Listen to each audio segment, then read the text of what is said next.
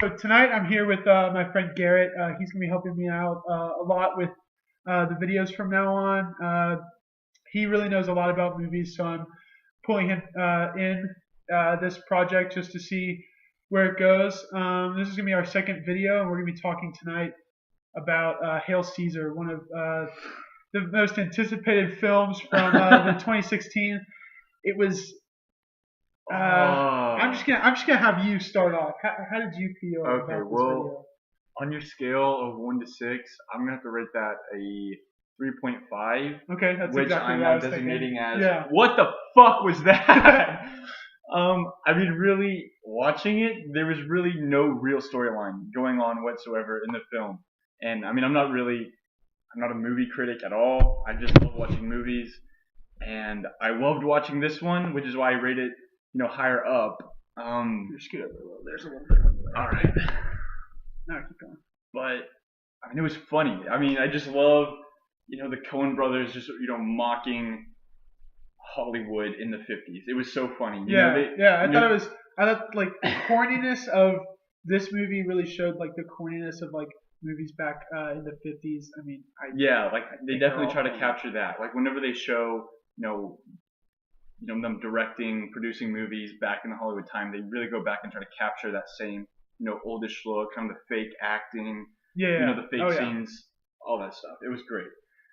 What would be like your favorite scene out of this movie? My favorite scene?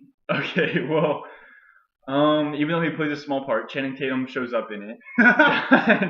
And my favorite scenes, I'm going to split into two. Either Okay. one, there's the tap dancing scene with Channing Tatum when he's a sailor in a movie, and he's in a musical, and, he's just, singing about missing all these girls and shit like that, and they start tap dancing and then they slap each other on the ass at the end of this song. Yeah, I thought it like made like a parody to like how like these guys they want to be with all these girls but then they're with all these guys they So they're start gonna going fucking a do little it. yeah they start getting a little weird. Yeah. Um, Oh man. But then I guess my favorite, one little bit in the movie was whenever, you find out that I guess this got spoilers in it. yeah, Spoilers that's ahead. yeah spoilers. Well, Channing Tatum's a communist, as it turns out, and he's getting all this money to go back to Mother Russia on this submarine. So he's on this ship with his yappy little dog, and he throws his dog in the boat, and when the submarine comes up, he fucking does his ballerina jump onto it and lands grabbing the ladder. Oh my gosh, it was just so fucking cheesy and corny. It was great. I guess that's my favorite scene. Yeah, I mean, there were a lot. I would definitely say that is, or the one with Alden Ehrenreich. I really liked him in this movie. He brought a lot of laughs to the film, and he definitely showed. I mean, I'm a huge Star Wars fan, so having him announced as the young Han Solo in the future films really wanted me to see this movie, and to see him act in this movie was great. I really thought he was funny. The one scene that I really liked, he's like he plays like a Western character, and what this movie is it's just like it goes through a day in the life of Hollywood films, Pretty much, yeah. and he plays like this Western character, and he's lassoing with like a spaghetti noodle. I just thought that was hilarious and really clever. This movie was super creative.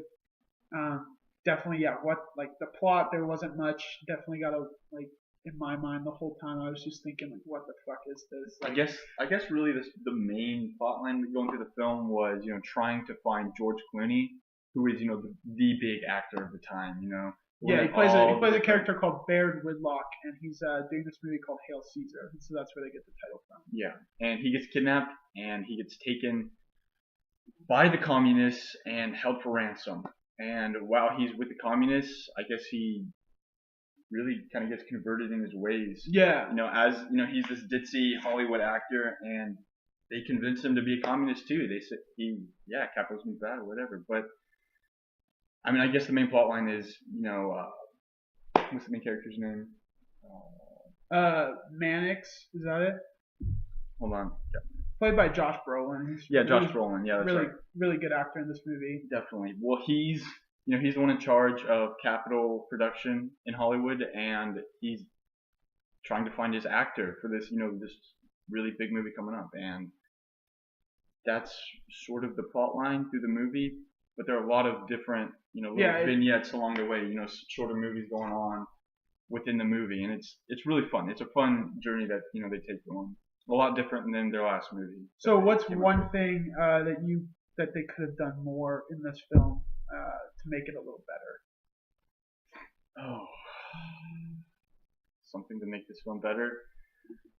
I guess stronger plot line. More dialogue with the characters. Working towards an actual end of the film.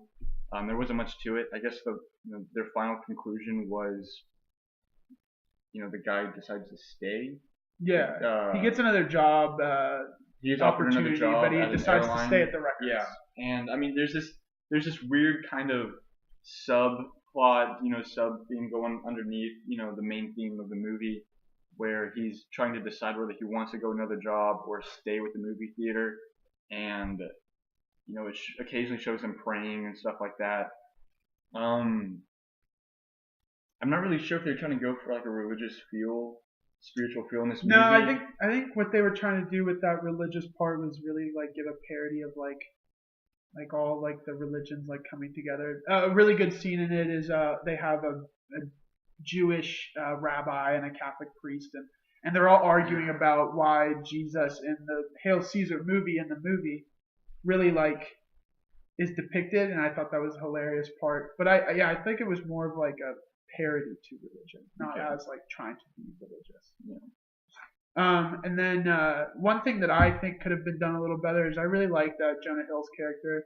He was super funny, and also Scarlett Johansson's character. They could have been developed a little more. Yeah, she's incredibly hot, but they could have been developed a little more. And one thing I really loved was what is his name? He plays Voldemort in the Harry Potter movies. Ralph Fiennes. He plays a funny character. His name is Lawrence Lawrence. And they really didn't develop him very well either. They just threw in all these big names at you. I mean it was a lot of big actors coming in. Yeah, big actors, but nothing really. I mean, nothing really came to it. Yeah. I mean, it was just short little bits, throwing them in randomly, and you're just like, hey, I know this guy. I know him from this movie. He's really good, and then he's gone. Yeah. So I mean, that was kind of disappointing in the film, but I mean, still when they were there, it was funny. I mean, the movie had a lot of good one-liners in it. I'll give it that. It was strong with one-liners. Definitely brought a lot of laughs. We laughed probably the whole time. I think I laughed more because it was just super confusing and they were just weird parts. Random. But there were some very funny parts to this movie. Oh my gosh. Okay, I get one of my favorite scenes now. Now that I remembered it. Towards the end, whenever George Clooney comes back, and he's giving his great dramatic speech at the end, and he's like, as long as you have, then he butchers the line, and he forgot to say faith. As long as you have faith in Jesus at the end, whenever he's praying, praying before him at the foot of the cross. And they go, cut! And he's like, oh, shit. And he's like, faith, it's faith. And he's like, and then the next thing he says is, oh, son of a bitch. And then reality just comes back, because like all these, all the producers are just standing there like, wow, this is really deep, this is so good. And he's like, son of a bitch, I forgot it. And it just like, it all comes back together and it's Hollywood. It's real life again. It's great. It's funny. Yeah, super creative movie. Definitely would say if you're into those kind of movies where it's kind of all over the place and it's kind of just like a funny movie that really like it didn't really get me connected very well, but it's a funny movie that shows a lot of creativity with the Coen brothers. If you like their movies, definitely check this one out. I definitely give it a 3 out of 5, like I said earlier. So next we're gonna be watching Men Who Stare at Goats, and we'll have a video up later tonight with that, and then excited to watch that movie. Yep. And yeah, we'll have that up pretty soon. Check this movie out. Give it a share. Give it a like. Even a thumbs down. That gives us good feedback. Comment in the video. And yeah, watch the rest of our episodes. Awesome. Right. Yep. Thanks for checking out with us. Yeah.